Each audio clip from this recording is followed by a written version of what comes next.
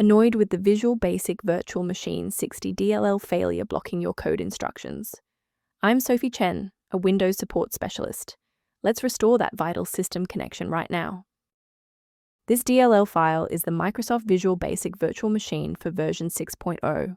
It provides the essential runtime environment to execute programs written in VB6, which remains common for legacy business tools and older PC utilities.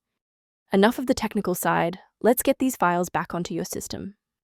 This error is best handled by reinstalling Microsoft Visual Basic 6.0.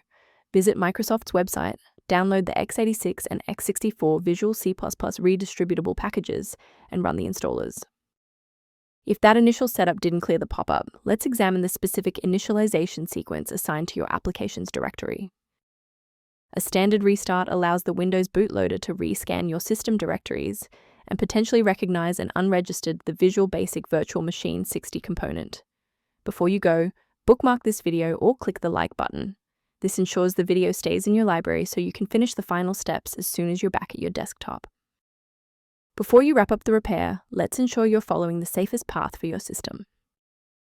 Protect your digital environment by ignoring unofficial download links for the Visual Basic Virtual Machine 60 DLL that could lead to identity theft or the permanent loss of sensitive project files.